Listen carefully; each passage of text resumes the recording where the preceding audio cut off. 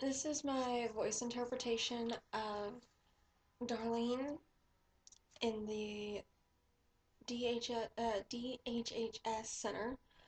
My goals for this voicing interpretation is one, remembering my time frames past, present, and future, what's been done, what hasn't been, what's going to happen, and also conjugating my tense verbs, whether was, were, will not, so on and so forth. And also stray away from glossing. I really need to try and expand my vocabulary. And technically this is my second recording of this video.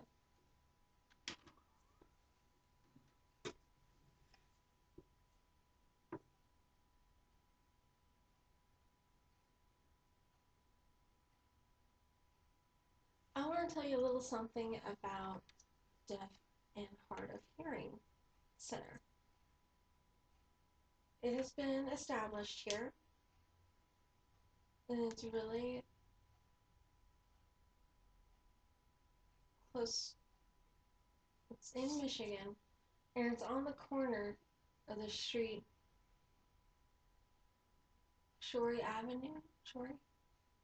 And the center is to help establish more resources for deaf people. We need to expand the resources available because right now for the deaf people and hard of hearing, those resources are quite limited, especially when it comes to communication within the community and also in other cities like Dallas and Austin and Houston. They're so far behind these cities and we're trying to catch them on up. Now, the center has many different resources.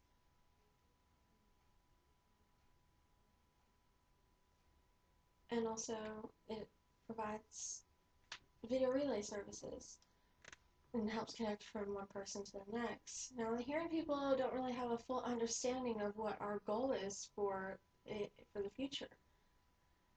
Our goal is for the children that are deaf, so that way they can grow up and understand that there are many resources available and they don't always have to depend on their parents and that they can become independent. Now, there's a vast amount of resources here.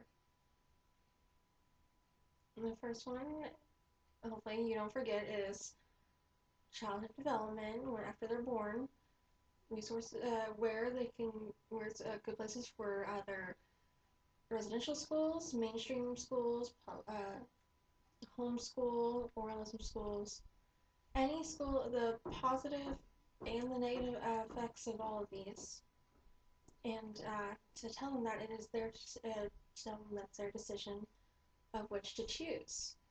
This place also helps deaf people meet other deaf people and also hearing parents of deaf children.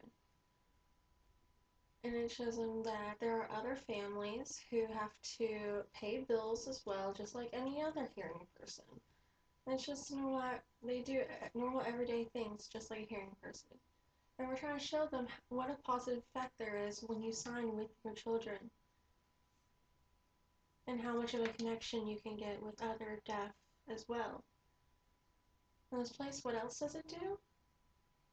And also, we want to establish a great base of communication and a great support system. Recently in June, we were able to establish an Alcoholics Anonymous group.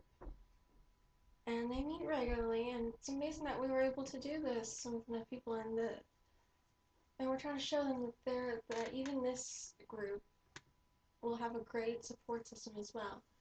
Hearing people, we try to encourage to join, and they do, but unfortunately they're just talking, not signing. They keep missing the point of this place. And also, in this program, we teach them the 12 steps and how to get through this process. Once the center was able to finally open, communication was able to improve, but unfortunately, you need to also take in consideration that reading levels of deaf people, even those who have graduated high school, can sometimes be lower than average. But that's not the case for all deaf people in the world. I mean, there are some Even within the world, there are some whose reading average is lower than others, and that's just as well. There are some deaf who have passed with exemplary remarks in reading and English. So because of this, we also offer reading programs because we all know that learning reading and English and other languages is very hard. And we hope in this program we hope to build those skills and to improve oneself.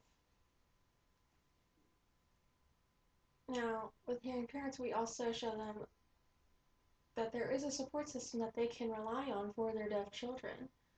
And we also offer meetings for the children to come in every week. Deaf, hard of hearing, doesn't matter. And they come in, they play and socialize with each other. And this happens quite regularly every week. And they're actually able to meet adults who are deaf as well, just like them. And it's very important for the children who are in the mainstream schools to gather here, because they're not within deaf culture as often as deaf children who are in residential schools, because they are completely submerged within deaf culture. Hard of hearing children, sometimes they are with deaf families or are very knowledgeable about hearing culture. It just varies from child to child.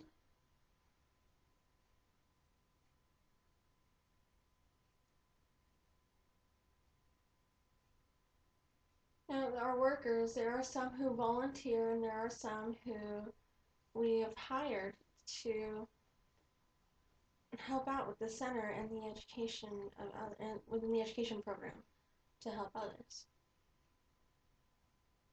And some of these people didn't know sign language, and they eventually trained themselves, and we taught them sign language.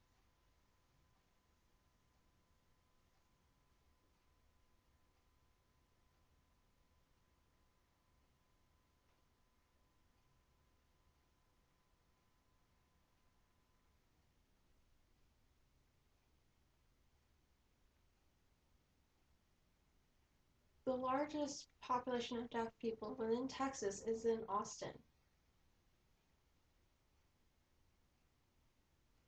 and they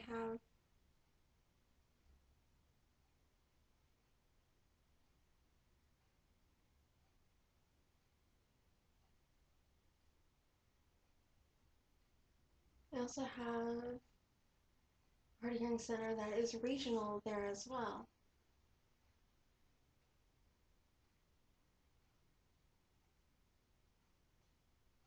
Now, the interviewing process could take about 2 weeks.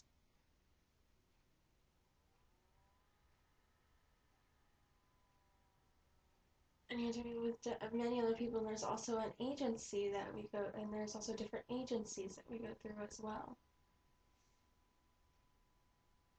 that are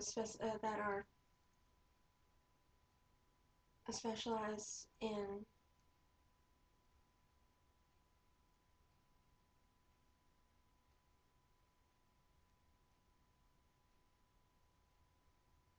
we also provide traveling agencies and communication services for the deaf in various other countries as well.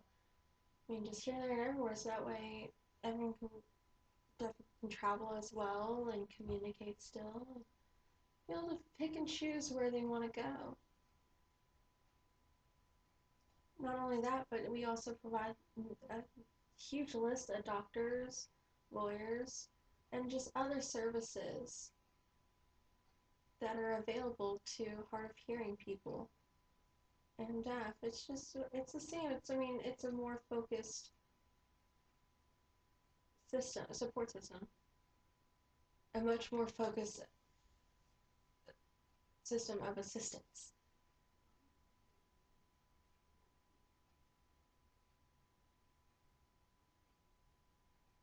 Now, some hard of hearing people have fallen behind, and some of it, and all they need to really do is just need to learn a new skill to be a paraprofessional in some kind of profession. And there are other services that we do provide for hard of hearing students and children alike.